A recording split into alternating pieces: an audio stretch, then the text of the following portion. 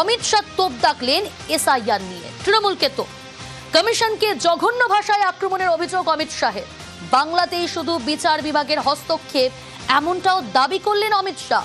অন্য কোন রাজ্যে এসআইআর বিচার বিভাগের হস্তক্ষেপ নেই এমনও বললেন, এমনও দাবি করলেন কেন্দ্রীয় স্বরাষ্ট্রমন্ত্রী। আবির রয়েছে আমার সঙ্গে সরাসরি। আবির, এসআইআর হওয়ার থেকেই আমরা দেখছি তৃণমূল সুপ্রিমো মমতা বন্দ্যোপাধ্যায় বারবার সরব হয়েছেন এবং নির্বাচন কমিশন যে কিছু জায়গায় ব্যর্থ তাও প্রমাণ হয়েছে। বিচার বিভাগের দায়িত্ব গেছে। আজকে অমিত শাহ কোথাও গিয়ে, আগে থেকে একটা অ্যাডভান্টেজ পাচ্ছিল তৃণমূল কংগ্রেস, আজকে অমিত শাহ কোথাও গিয়ে সেই পাল্টাই কি কোথাও জবাব দেওয়ার চেষ্টা করলেন? কারণ অলরেডি যে অভিযোগ সামনে এসেছে তার পরিবর্তে নির্বাচন কমিশন যে ব্যর্থ সেটা প্রমাণও হয়েছে।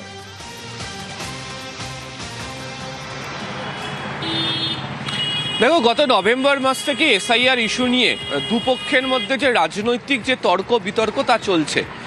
গত নভেম্বর, ডিসেম্বর, জানুয়ারি, ফেব্রুয়ারির, মার্চেরও নির্বাচন ঘোষণা হওয়ার আগের পর্ব পর্যন্ত এই তর্ক বিতর্ক আলোচনা হওয়ার সুযোগ বা জায়গা। আর নির্বাচন ঘোষণা হয়ে যাবার পর যখন কিছুদিনের মধ্যে প্রথম দফার ভোট হতে চলেছে তখন এই ধরনের বক্তব্য আসা, তার মধ্যে ফারাক রয়েছে। প্রথমত হচ্ছে, তুমি জানো যে এই রাজ্যের বিভিন্ন জায়গা, বিশেষত গ্রামীণ অঞ্চলগুলোতে প্রচার করতে নেবে তৃণমূল কংগ্রেসের তরফ থেকে এই এসআইআর ইস্যু নিয়ে যে বক্তব্য তুলে ধরা হচ্ছে, সেখানে তারা বারবার ধরে কি উল্লেখ করছেন বা বলার চেষ্টা করছেন যে যারা লাইনে দাঁড়িয়েছেন, যারা এখনো পর্যন্ত সাপ্লিমেন্টারি তালিকাতে নিজেদের নাম দেখতে পাননি, হেনস্থা হয়রানির শিকার হতে হচ্ছে, সেই মানুষগুলোর কি হবে। এবং মানুষকে এই লাইনে দাঁড় করিয়ে আসলে বারবার ধরে তাদেরকে সমস্যার মধ্যে ফেলে দেওয়া হয়েছে। এবং এই কথাটাই বারবার ধরে বিভিন্ন সভাগুলোতে মমতা বন্দ্যোপাধ্যায়, অভিষেক বন্দ্যোপাধ্যায় নিয়মিত বলে চলেছেন। আজকে অমিত শাহ যে বক্তব্য রেখেছেন তাতে মনে করা হচ্ছে অমিত শাহ আসলে তাদের দলের নেতা কর্মীদেরকে কার্যত আত্মবিশ্বাস বাড়ানোর জন্য এই প্রসঙ্গের তিনি অবতারণা করেছেন। তার কারণ হচ্ছে, আবার যদি আমরা একটু পিছিয়ে যাই তাহলে দেখবো হচ্ছে শ্রমিক ভট্টাচার্য, শুভেন্দু অধিকারী, দিলীপ ঘোষের মতো বিজেপির একাধিক নেতারা তারা কি বলেছিলেন যে এখানে এসে জ্ঞানেশ কুমার, এখানে এসে নির্বাচন কমিশনের যারা শীর্ষ আধিকারিকরা আছে তারা দেখে যান। এবং এটা ঠিক যে বিজেপির একাধিক নেতাও বিভিন্ন সময় তারা উল্লেখ করছেন বা পরিস্থিতি আঁচ করে বলছেন যে বিভিন্ন জায়গাতে যেভাবে মানুষজনকে হেনস্থার সামনে যেতে হয়েছে, লাইনে দাঁড়াতে হয়েছে, হয়রানির মধ্যে পড়তে হয়েছে, তাতে মানুষজন স্বাভাবিকভাবেই কিছুটা বিরক্ত হয়েছে।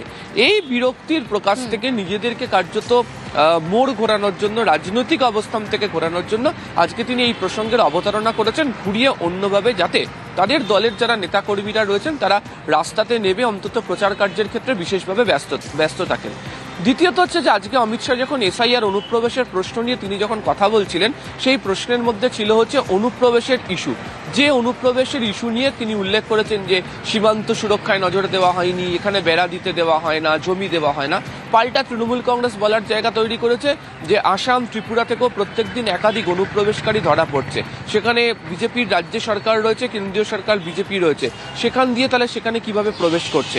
আর তৃতীয়ত হচ্ছে, এখানেও সীমান্ত থেকে তাদের যে নজরদারির যে সীমা সেটাকে অনেকটা বৃদ্ধি করে নিয়ে যাওয়া হয়েছে। তারপরেও তাহলে কেন্দ্রের যে সুরক্ষা বাহিনী বিএসএফ তাহলে কি করছে, তারা তাহলে কোথাও গিয়ে ব্যর্থ হচ্ছে।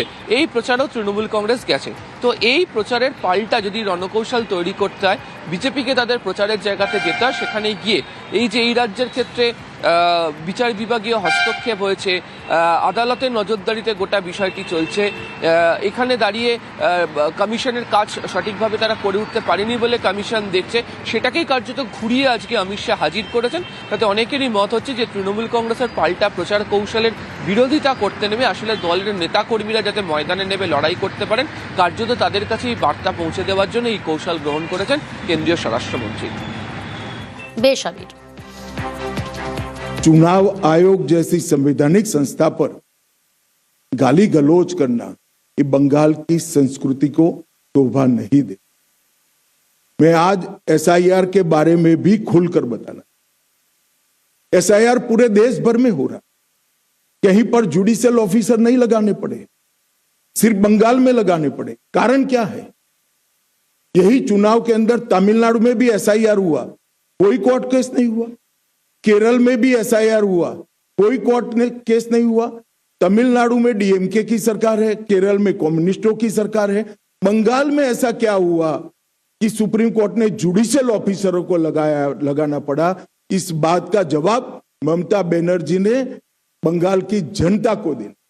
आपके डिस्ट्रिक्ट मजिस्ट्रेट निर्भीक रूप से काम नहीं किए, इसलिए सुप्रीम कोर्ट ने जुडिशियल ऑफिसर्स को लगाना पड़ा है। और एसआईआर पर वो जो आरोप कर रही है, मैं आज बंगाल की जनता को पूछना चाहता हूं, जो घुसपैठियों को वोटर बनाकर यहां रखा गया है, उनको क्या बंगाल का भविष्य तय करने का निर्णय देना है या नहीं देना है? वो बंगाल की जनता ने तय करना है।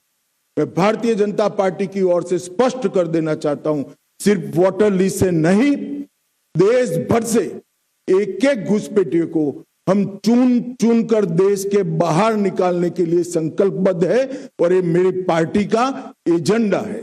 ममता जी को जो आरोप लगाना है वो लगाएं। সীমান্তে কাঁটাতার নিয়েও তৃণমূলকে তোপ দাগলেন অমিত শাহ। ক্ষমতায় আসার ৪৫ দিনেই কাঁটাতার, রাজ্যে ৬০০ কিলোমিটার কাঁটাতার নেই বলেই অভিযোগ অমিত শাহের। দুই প্রতিনিধি রয়েছে কোচবিহার থেকে এবং মালদা থেকে। সেবক রয়েছে আমার সঙ্গে এবং শুভঙ্কর। আমি প্রথমে সেবকের কাছে যাব। সেবক, জেলার কতটা এলাকা সীমান্তবর্তী এবং একই সঙ্গে অনুপ্রবেশ ইস্যু কতটা এখানে গুরুতর?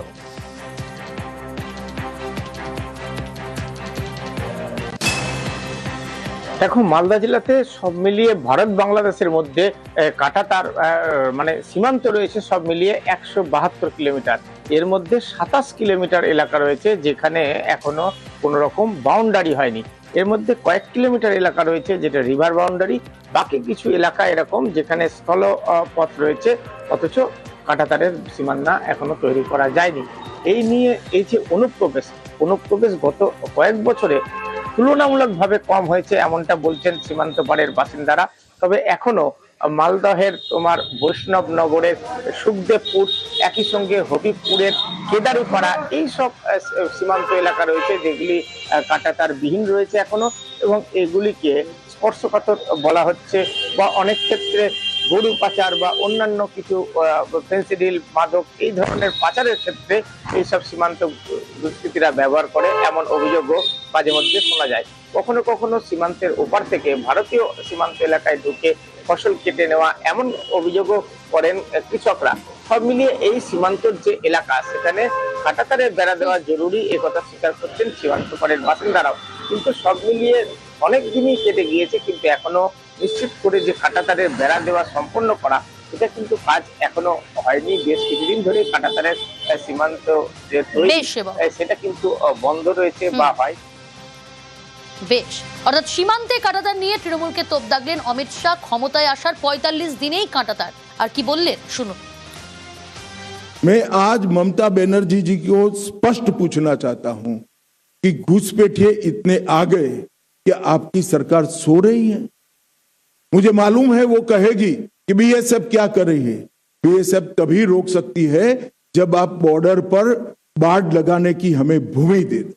600 किलोमीटर बाढ़ अधूरी रह गई। हमारे होम सेक्रेटरी यहां आकर आपको मिलकर गए, मैं खुद आकर आपकी ऑफिस में मिलकर गया, मगर आपने बाढ़ लगाने की भूमि नहीं दी, क्योंकि घुसपैठियों की वोट बैंक आप बनाना चाहते। हमने कोई पॉलिटिकल ईगो नहीं रखा, हमने आपके साथ संवाद किया, संपर्क किया, पत्र व्यवहार किया, मगर आपने हमें भूमि नहीं दी है। कोई बात नहीं ममता दीदी, आपके पास बहुत कम समय है। 6 मई को भारतीय जनता पार्टी की सरकार बनेगी और 45 दिन में सभी भूमि बाढ़ के लिए जो उपलब्ध कराना है वो भारत सरकार को बंगाल की भारतीय जनता पार्टी की सरकार उपलब्ध करा देगी और हम घुसपैठ को रोकेंगे। সীমান্তে কাঁটাতার নিয়ে তৃণমূলকে যেমন তোপ দেখেছেন এবং একেবারে ডেডলাইন ক্ষমতায় আসার ৪৫ দিনেই কাঁটাতার। কোচবিহার থেকে রয়েছে আর এক প্রতিনিধি শুভঙ্কর। শুভঙ্কর, তোমার কাছেও জানতে চাইবো যে এই জেলার কতটা এলাকা সীমান্তের মধ্যে পড়ছে এবং অনুপ্রবেশ সমস্যা আদৌ রয়েছে কিনা।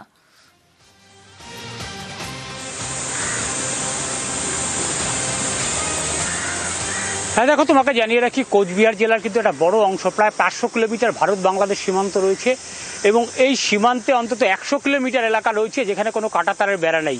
তার মূল কারণ হচ্ছে সীমান্ত এলাকা দিয়ে কিছুটা নদী গিয়েছে এবং কিছু কিছু সীমানাগত সমস্যার কারণেও কিন্তু কাঁটাতারের বেড়া দেওয়া যায়নি। আর সেই সব এলাকা দিয়ে কিন্তু পাচার কার্য চলে, গরু পাচার যেমন হয় তেমনি মানুষ বা অনুপ্রবেশের মতো ঘটনাও ঘটে।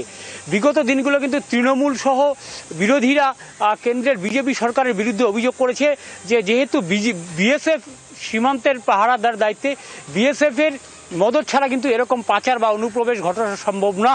যদিও বিজেপি বারে বলেছে যে রাজ্য সরকার যদি জমি অধিগ্রহণ করে দেয় তাহলে তারা সেখানে কাঁটাতার দিতে পারে এবং সেই নির্বাচনের আগেই কিন্তু অমিত শাহ এ রাজ্যে এসে সেই তৃণমূলকে চাপে রাখার জন্য সেই অস্ত্রকেই হাতিয়ার করলেন এবং যেটা বললেন যে যদি বিজেপি ক্ষমতায় আসে তাহলে কিন্তু 45 দিনের মধ্যেই এই যে খোলা সীমান্ত রয়েছে সেই সীমান্তে কিন্তু কাঁটাতার দিতে পারবে, এমনটাই কেন্দ্রীয় স্বরাষ্ট্রমন্ত্রী অমিত শাহ দাবি করেছেন।